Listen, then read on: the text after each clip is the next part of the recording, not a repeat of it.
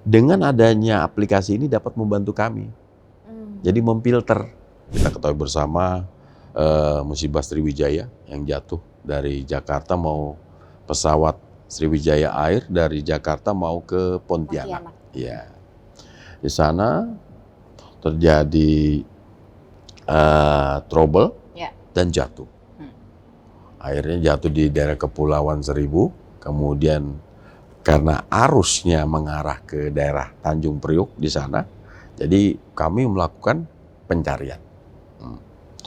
Tapi kalau potensi menurut saya sepanjang masih sehat, masih mampu, walaupun misalnya dia sudah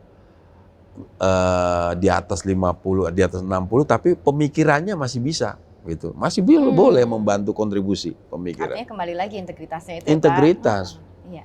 Dan rasa kemanusiaan kan kita ini.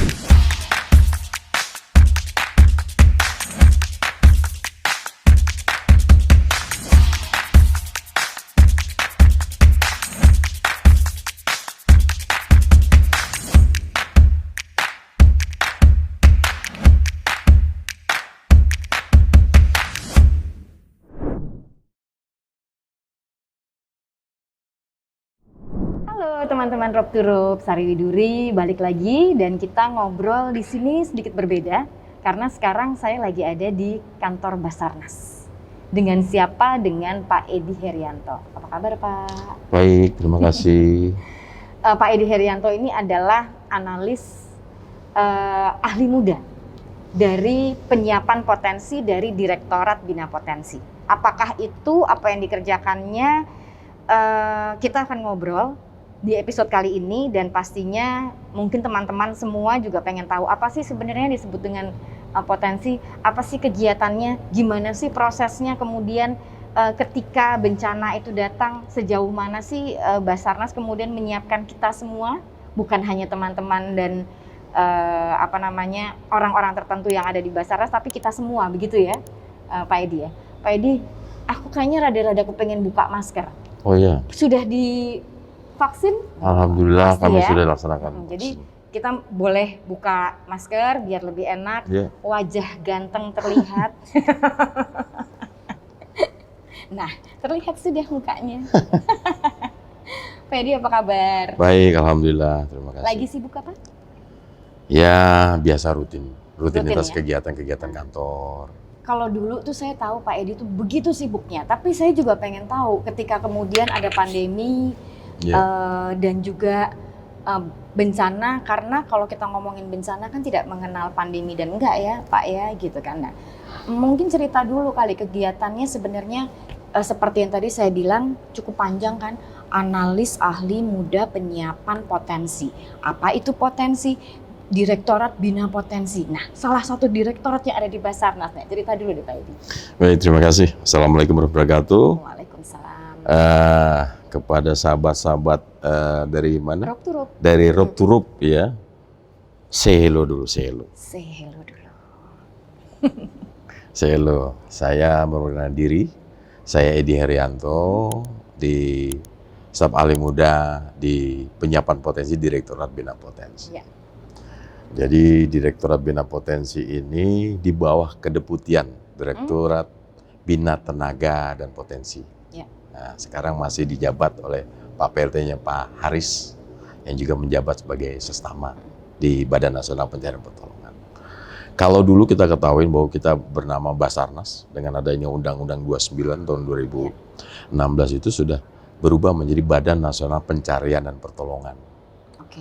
Jadi di sana itu kita berubah nama Badan Nasional Pencarian Pertolongan. Tetapi yang ada logo-logo di mobil-mobil di kendaraan itu masih memakai Basarnas. Orang juga udah banyak lebih familiar dengan bahasa-bahasa ini supaya nggak lucu kan, kalau Badan Nasional Pencarian Pertolongan kan singkatannya bukan Basarnas, Bapentol gitu kan, nggak lucu kan kalau. Jadi kalau Basarnas orang tahu statementnya.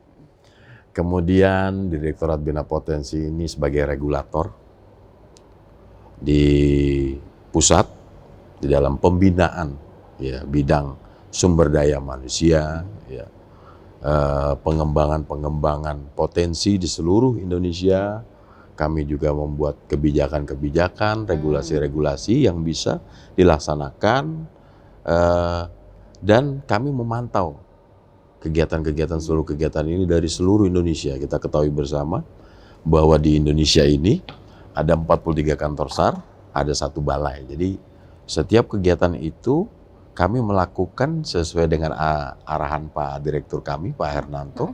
Ada rekomendasi dalam pelaksanaan kegiatan, khususnya di masa-masa pandemi. Justru di masa pandemi justru banyak kegiatan. Kita menyiasati.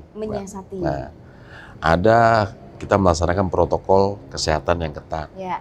Yang tadinya kita bisa melaksanakan pelatihan-pelatihan itu berjumlah 60 orang. Di masa-masa ini kami melakukan memotong menjadi 50%. Ya. Pelaksanaan rapid antigen di awal dan akhir kegiatan, memaksimalkan pertemuan-pertemuan dalam 1 harinya. Ini kan memang ada perubahan-perubahan, Mbak, di masa-masa protokol COVID. Tapi insya Allah ini tetap berjalan dengan mentaati dari protokol-protokol yang ada di sana. Kemudian tadi disampaikan potensi, kita ketahui bersama kalau potensi itu luas, Mbak. Nah, itu dia tuh. Iya, bahwa potensi itu di kami, Direktorat Bina Potensi itu, seluruh sumber daya,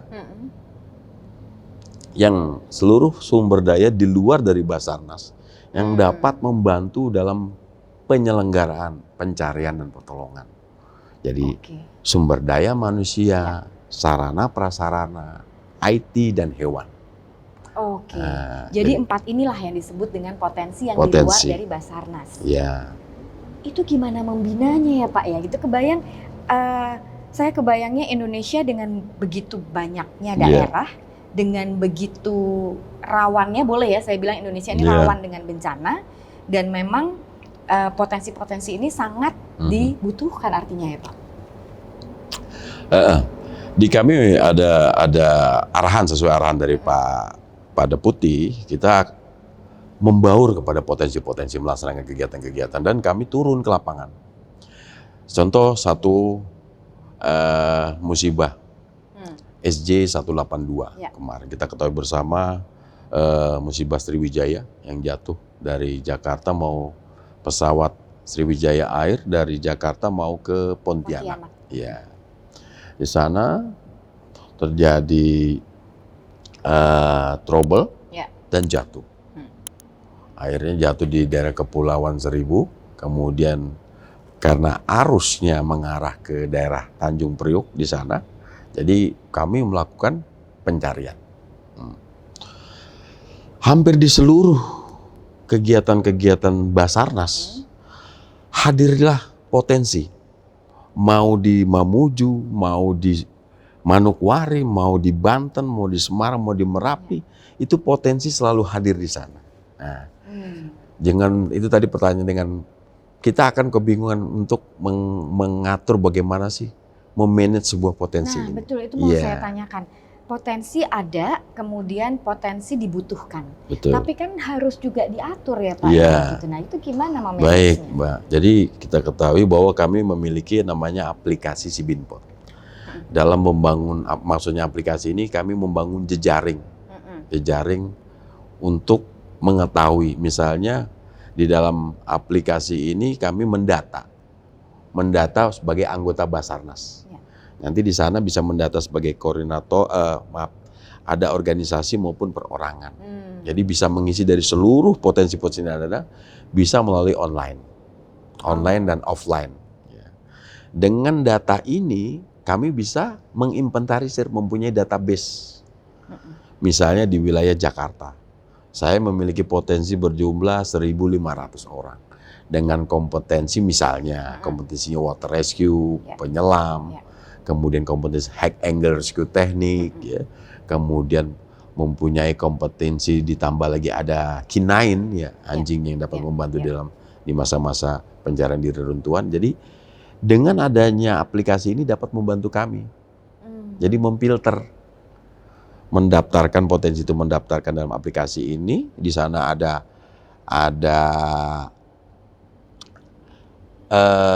istilahnya satu tempat untuk sumber daya manusia, Oke.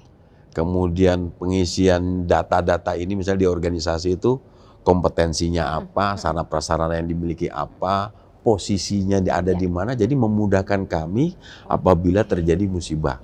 Jadi data itu sudah mungkin by form sudah terkategori dengan tepat gitu ya Pak. Betul. Dan memudahkan kami di lapangan. Contoh yang tadi saya sampaikan di SJ 182 dengan jumlah potensi 3.883 orang. 3.883 orang itu bukan potensi yang sedikit. Betul. Dengan organisasi ada 112 organisasi. Jadi begitu potensi itu hadir dan datang tuh kami menginventarisir dulu. Ya. Apa kompetensinya, ya, sarana prasarana apa yang dimiliki, yang dibutuhkan dalam kegiatan itu. Filterisasinya ya Pak ya. Dan kami menyerahkan kepada Direktorat Operasi untuk dipergunakan. Oke, jadi memang Pak Edi dan tim ini memang membina, kemudian pendampingan juga supaya tetap terjaga kompetensinya. Setelah terdata, fix ini orang-orangnya, ini organisasinya, masuklah data tersebut ke bagian operasi sehingga ketika operasi membutuhkan tinggal memilih, memfilter lagi gitu ya untuk eksekusinya. Dan bagi potensi-potensi yang belum memiliki kompetensi yang banyak, itu kan tidak semua potensi itu harus membantu di sisi operasi. Betul. Ada di sisi dapur umum, ada di sisi transportasi, ada di sisi medis, ya, ada di sisi komunikasi. Misalnya dari orari, rapi, mendaftarkan, kami arahkan ke bidang komunikasi untuk membantu dalam kegiatan itu. Oke. Gini Pak Edi, saya sih ngebayanginnya ketika Indonesia ini dengan dengan sebagai negara kepulauan dengan beribu daerah, tadi Pak Edi bilang ada berapa daerah, ada berapa satu balai, kemudian ada 43 kantor SAR, Mbak. 43 kantor. Dan satu balai. Dan satu balai. Nah, artinya kan daerah-daerah tertentu kan juga punya kerawanan yang berbeda-beda ya Pak ya. Iya. Gitu. Jadi dengan kami mengevaluasi di Direktur Bina Potensi khususnya di pembinaan tuh dengan memperhatikan kerawanan-kerawanan yang terjadi di sana dan mengarahkan kepada kasih sumber daya yang ada di daerah, misalnya kerawanannya yang banyak di air. Kita harus mengarahkan teman-teman yang ada di daerah tuh melaksanakan kegiatan di water rescue. Jadi sesuai dengan kerawanannya. Kita ketahui bersama bahwa musibah itu bisa menimpa siapa saja dan kapan saja. Betul. Dan menimpa siapa saja, kapan saja, dan orangnya dan kitanya harus siap. Ada edukasi yang kita bangun di dalam Sargutu School. Di dunia-dunia pendidikan kita ada program namanya Sargutu School. Dari TK, SD, SMP sampai SLA, kami melakukan pembimbingan. Kita melakukan BIMTEK, kami membuat buku, termasuk juga di teman-teman yang memiliki keterbatasan disabilitas, kami juga membuat buku Sargutu School versi Braille, huruf Braille yang kan kita ketahui bersama bahwa keselamatan, keamanan itu bukan hanya dimiliki orang yang normal, juga di rekan-rekan kita, saudara-saudara kita ini yang memiliki keterbatasan. Dengan adanya ini paling tidak kita bisa mengurangi impact jadi sebuah musibah. Gitu. Banyak ya Pak ya pekerjaannya? Ya lumayan. Kemudian kalau kita melihat bahwa kita tidak pernah berharap ada bencana, tapi bencana bisa menimpa siapa saja dan kapan saja. Kita siapkan potensi-potensi yang ada. Nah, biasanya kemudian pembinaannya itu kan harus kontinu ya Pak ya. Dan juga seperti sosialisasi kepada sekolah-sekolah seperti itu menjadi satu bagian berarti. Satu kegiatan. Itu berapa durasinya, berapa lama sih Pak?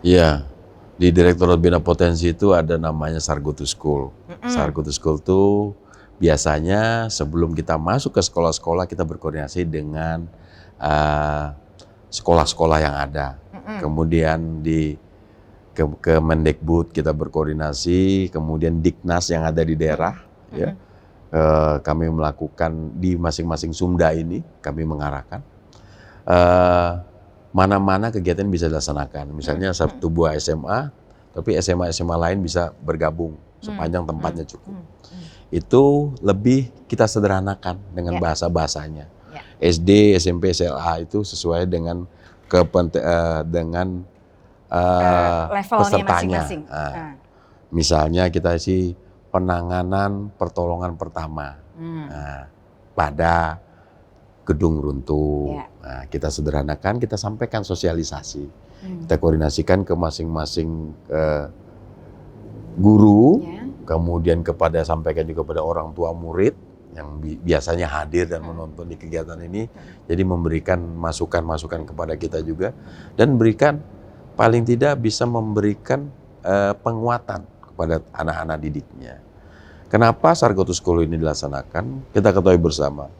Kita ketahui bersama bahwa Jepang ini dengan banyaknya musibah yang terjadi di sana. Gempa ya Pak? Gempa, banjir. Ya, kecelakaan kereta api. Tapi negara Jepang ini bisa meminimkan resiko. Yaitu tadi, masuknya di sisi edukasi dari dunia pendidikan. Nah, safety. Berarti Pak Edi di pembinaan potensi ini juga membuat silabus dong ya Pak? Yeah. Nah, silabusnya itu juga disesuaikan? Betul. Oke. Berapa lama biasanya silabus itu atau pembinaan itu berjalan untuk satu daerah? Kalau di Sargoto School kita laksanakan biasanya 3 hari, paling lama. Tapi kalau misalnya ada juga 1 hari penuh. Kalau misalnya SD, TK SD, kita hanya menyampaikan visual, gambar-gambar, boneka-boneka yang ada, jadi mereka bisa terlatih dan cara menyelamatkan diri. Ya, ada 1 hari disesuaikan dengan audiensnya dan dengan karakter gedung di masing-masing, kan macam-macam. Betul. Kalau misalnya kayak di Jakarta sendiri kan ada beberapa sekolah yang besar-besar dan bangunannya bangunan tua gitu kan, atau juga ada yang memang bangunan-bangunan baru gitu. Paling tidak kita memberikan ini ada dampak. Satu, kita menyampaikan mitigasi edukasi di dunia pendidikan ini. Adik-adik kita dari kecil tuh kita tanamkan perilaku safety. Bagaimana berlindung dari runtuhan, bagaimana menyelamatkan dirinya dan orang-orang yang ada di sekitarnya. Bagaimana bila ada di rumah. Harus pentingnya nama alat P3K, ada air, kemudian bahan makanan yang cukup, ya kan? Betul, sehingga tidak hanya kepanikan yang muncul, justru ketika panik semuanya panik gitu ya, malah korbannya mungkin jadi bertambah. Gitu kan. Makanya kita kan mencontoh segala sesuatu asal yang baik kan boleh. Boleh dong. Nah ini pasti teman-teman Rob to Rob Channel juga sudah pengen tahu. Ini kalau misalnya gue pengen daftar gimana, atau mungkin ada koordinator sekolah, rumah ibadah, atau apapun, atau mungkin teman-teman disabel gitu. Gimana cara mendaftarnya untuk menjadi salah satu potensinya? Jadi kita ada memiliki format. Kita daftar di Play Store, Basarnas. Download dulu lah di Play Store. Di Play Store, Potensi Basarnas. Potensi Basarnas namanya. Nanti di sana itu ada keterangan. Keterangan cara mendaftarkan diri. Siapa identitasnya, kompetensinya apa, lokasinya di mana, nomor KTP-nya berapa. Dengan terdaftarnya menjadi anggota Basarnas ini, paling tidak teman-teman Rob to Rob ini terdaftar di kami, dan kami tahu posisinya ada di mana, dan memudahkan kami bila misalnya ada terjadi musibah di wilayah yang terjauh, dan kebetulan teman-teman ini berada di tempat itu dan bisa menginformasikan kepada kami pada kesempatan pertama. Pada kesempatan pertama tadi dari semua bidang yang dibutuhkan tuh ya, jadi bukan hanya kompetensi melakukan sesuatu, tapi ya ada K9 juga, ada dapur umum, ada IT, networking gitu ya, dan segala macam. Nah, sudah daftar di Play Store, kemudian mendaftarkan kompetensinya apa? Akan dilatih kan Pak? Jadi begini, kami sebagai regulator itu kan membina kasih sumber daya yang ada di 40 kantor saat. Itu di bawahnya ada PIC, database. Jadi data ini bukan hanya dari pusat tapi seluruh Indonesia. udah kita sampaikan. Dengan adanya data ini dan kami memaintain teman-teman yang ini, kendala-kendalanya itu apa saja. Biasanya tuh jaringan, susahnya masuk, validitasnya dari kriteria masing-masing ini mendapat kesempatan, mendapat validitas kami dan kita nyatakan sebagai potensi Basarnas. Dan adanya integritas dari teman-teman ini apabila sudah mengikuti kegiatan pelatihan dan sering membantu dalam kegiatan operasi, kita akan mengikut sertakan dalam kegiatan pelatihan secara gratis, Mbak. Oke, jadi memang integritas juga diperlukan, komitmen juga Yes. diperlukan. Jangan daftar, udah terdata, kompetensinya punya, lokasinya benar, bisa. Ketika ada operasi nggak bisa, nah, atau nggak hadir. Tapi kan dia juga harus aktif, bukan hanya ketika ada bencana kan, Pak? Gitu kan? Di sisi misi Masa Damai, jadi kami di Direktorat Bina Potensi ini Masa Damai melakukan pembinaan, diseminasi, penyuluhan, pemasyarakatan, sosialisasi seluruh lini. Memang belum berjalan secara maksimal dengan keterbatasan sumber daya kami yang ada di pusat maupun yang ada di daerah. Memang ada beberapa wilayah yang belum terjangkau, tapi dengan adanya peningkatan kantor SAR ditambahkan lagi ada namanya unit siaga, jadi mempermudah tugas kami. Jadi link-link ke bawah ini memudahkan kami bila terjadi musibah, kami bisa memetakan misalnya banjir Jakarta tahun 2021, Januari kemarin. Bahwa di daerah Bekasi, kemudian di, saya lupa nama Jakarta Timur tuh. Ciledug. Ciledug 1, Ciledug 2, Ciledug 3. Itu kan daerah banjir yang cukup tinggi. Langganan tuh, Pak. Nah, jadi saya dengan adanya potensi yang hadir di sana, melaporkan beliau-beliaunya teman-teman ini. Pak, kami ada di Basarnas Command Center mendata. Jadi, Pak, kami ada dengan membawa perahu karet. Nah, dengan personel 5 orang. Oh iya, melapor kepada kami mengarahkan. Oh, di arah Ciledug 1. Di sana ada rumah, lantai 2 ada seorang ibu-ibu tua dengan kondisinya mengalami cacat, minta tolong dievakuasi. Dengan adanya link-link ini memudahkan kami. Ya.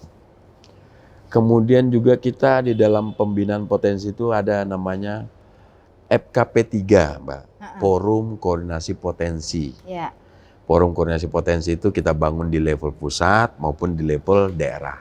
Nah, jadi forum ini kita kembangkan untuk di level pusat itu pembinaannya adalah Pak Deputi Bina Tenaga dan Potensi, di daerah itu seorang kepala kantor SAR. Jadi kita ketahui bersama di daerah misalnya daerah Balikpapan contohnya, mereka ada muspida, unsur muspida. Jadi misalnya 1 bulan sekali melakukan pertemuan, mereka melakukan semua stakeholder ini ada. Apa kendalanya, bagaimana solusinya. Nah, dari sini kita terdata, dikasih sumber daya dan melaporkan ke kami secara bulanan, laporan bulanan. Paling tidak kami mengetahui kerentanan-kerentanan yang terjadi dengan adanya forum koordinasi potensi ini. Jadi memang forum itu sangat bermanfaat, bukan hanya kita tahu ada database, tapi mereka juga tahu apa yang dibutuhkan. Kita kuatkan.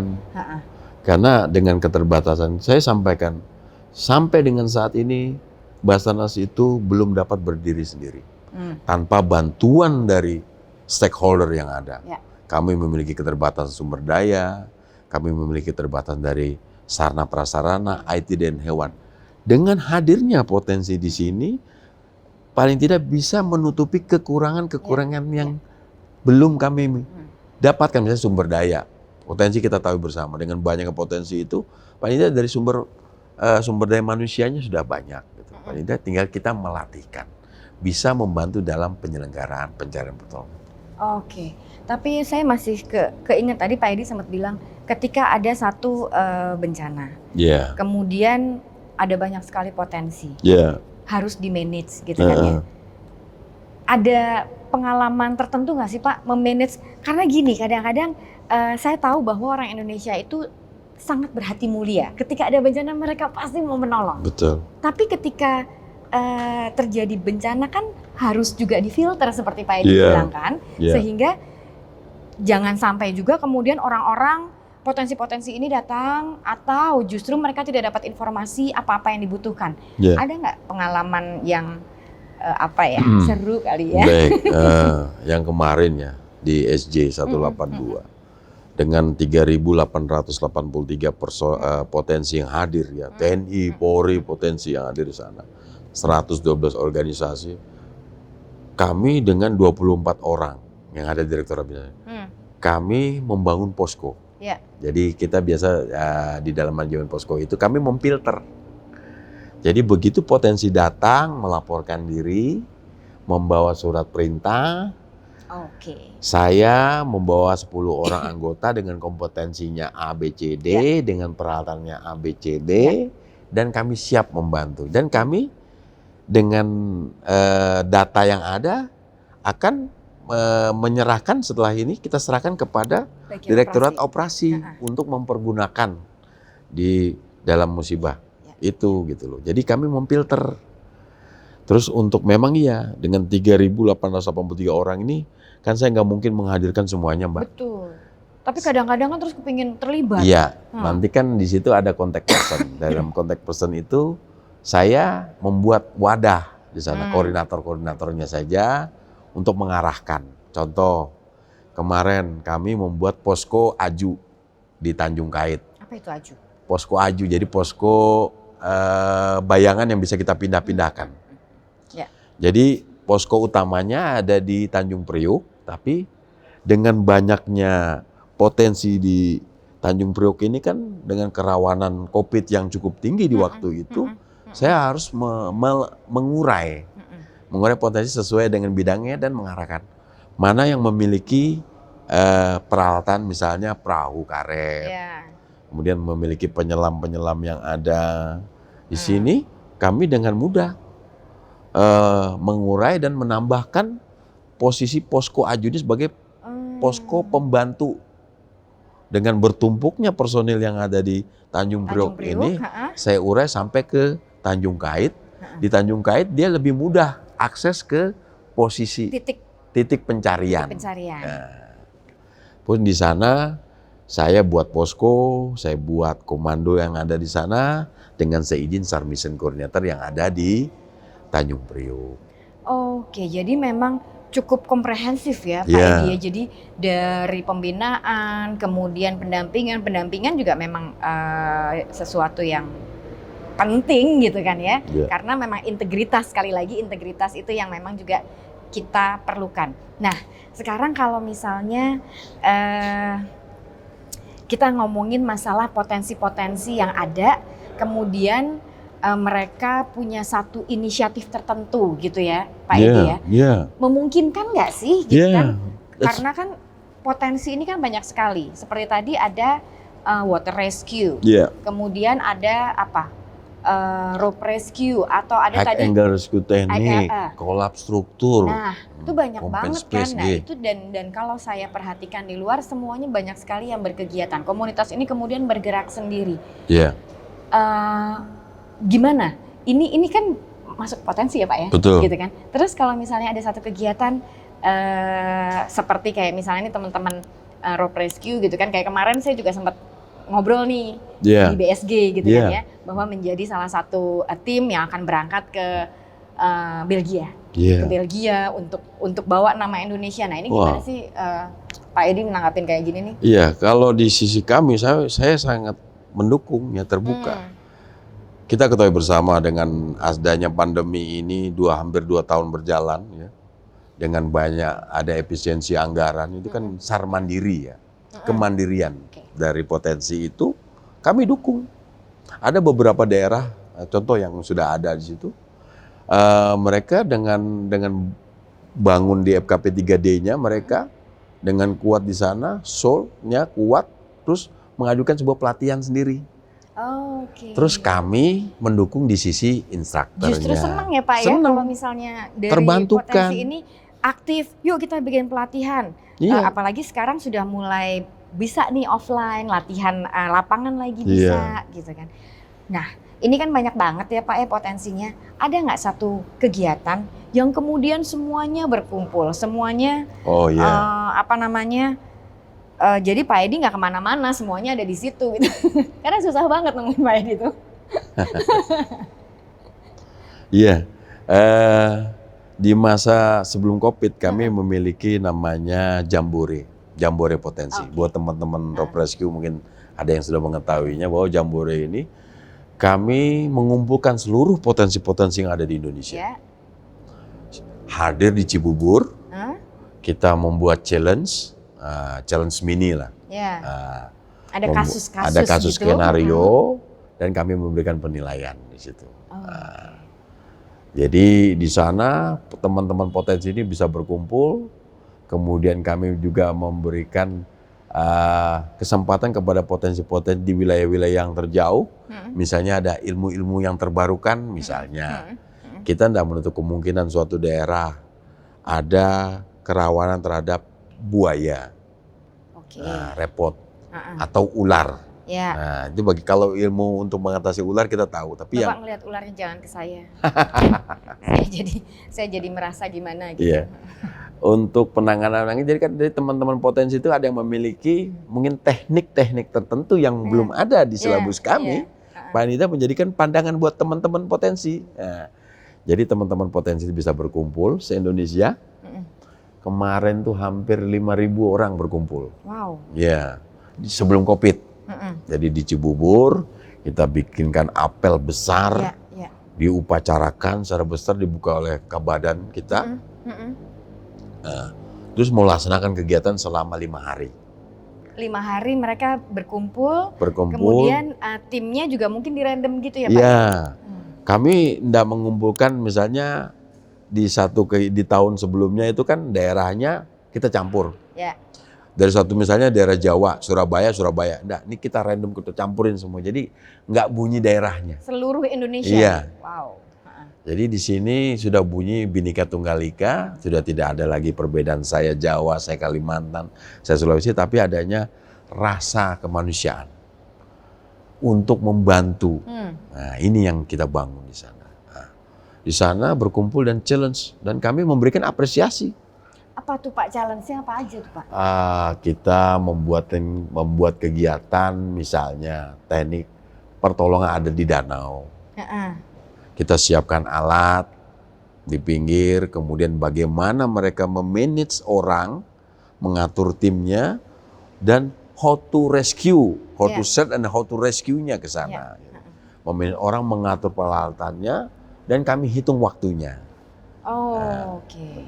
Kemudian kami bikin run, swim, run, dia lari, renang, lari. Kita hitung jarak. Kemudian mereka naik tower, jadi menggunakan sistem. Menggunakan sistem yang ada, yang sebelumnya sudah kita sampaikan. Sudah kita berikan lebih awal. Jadi ini loh materinya yang akan disampaikan. Jadi mereka satu konsep yang sama dan bisa berlomba. Jadi ajang silaturahmi, tukar-menukar ilmu-ilmu yang baru, dan kami mendapatkan potensi kami akan lebih banyak nantinya. Betul. Iya. Betul. Kan nantinya teman-teman ini di daerah, dia akan kembali ke daerahnya dan menyampaikan ilmu-ilmu ini, dan ilmu ini akan turun terus. Regenerasinya. Semakin banyak orang yang sudah kami bina, sudah kami latihkan, semakin mudah tugas kami. Ya, itu tadi. Jadi peran potensi ini sangat banyak. Untuk Basarnas. Ya. Dan pastinya ketika setelah Jambore teman-teman kembali ke daerahnya masing-masing, mereka akan punya link lebih banyak juga, gitu ya. Networkingnya menjadi lebih banyak juga. Itu ada lagi nggak setiap tahun atau gimana tuh Pak? Di tahun kemarin ada, tapi karena adanya COVID yang lagi tingginya, kami tidak bisa melaksanakan, kan udah boleh melaksanakan berkumpul. Betul. Kami melakukan dengan sisi lain, kita laksanakan secara daring, webinar.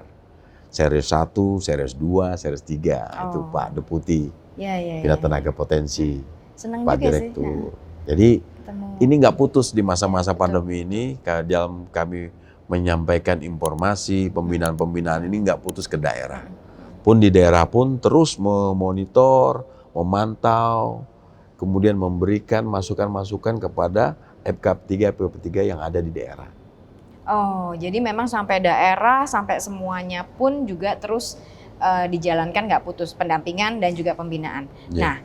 Nah, tadi kan Pak Edi bilang ketika pandemi ini kita harus ada satu switch lah ya. Yeah.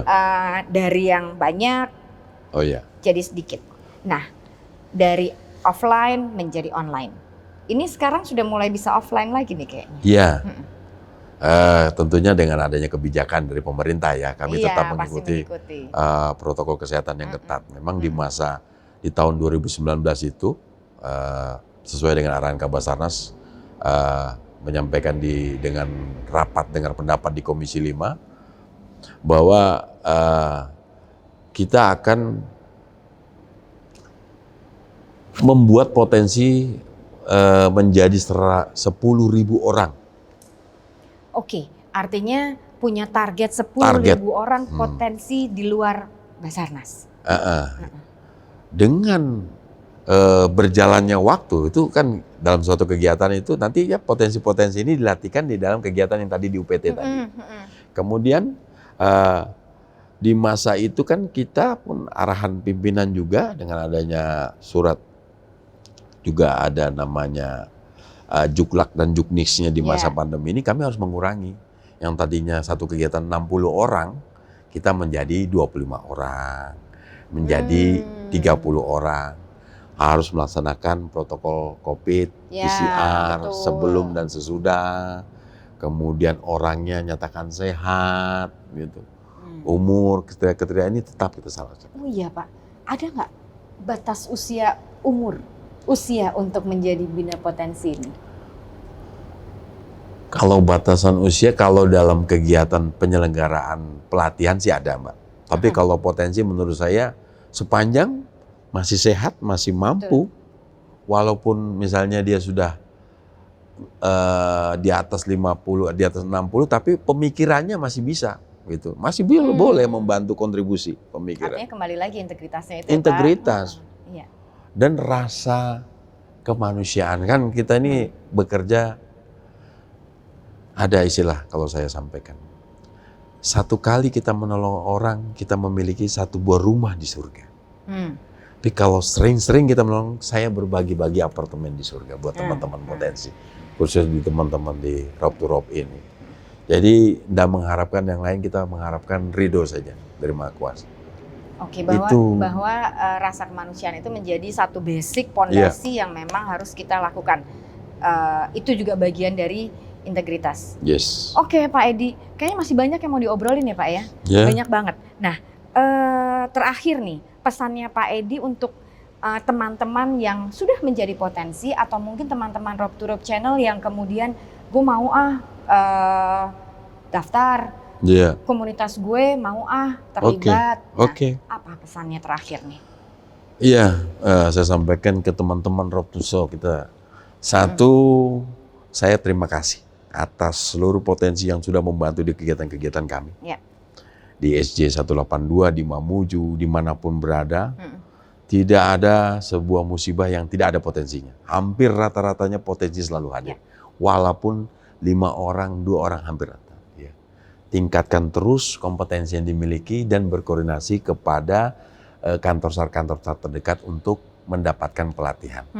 Pelatihan ini kita laksanakan pelatihan di tahun ini, di bulan kemarin kita laksanakan 33 pelatihan seluruh Indonesia. Jadi pelatihan ini selama 1 minggu dengan 72 jam pelajaran. Kita berikan secara cuma-cuma kepada seluruh potensi.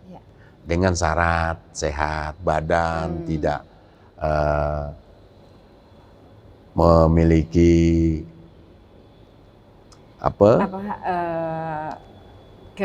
kecenderungan takut sama air, tidak takut ketinggian, fobia itu yang jelas dapat mengurangi nanti nilainya. Yang jelas kami melaksanakan kegiatan pembinaan pelatihan itu secara cuma-cuma kepada seluruh potensi seluruh Indonesia. Dan untuk mendaftarannya kita nggak susah menjadi anggota potensi itu, membuka di Play Store, mendaftar diri Basarnas, potensi Basarnas. Nanti di sana Ada organisasi, ada personal, silakan mendaftarkan diri. Kalau personal, apa kompetensinya?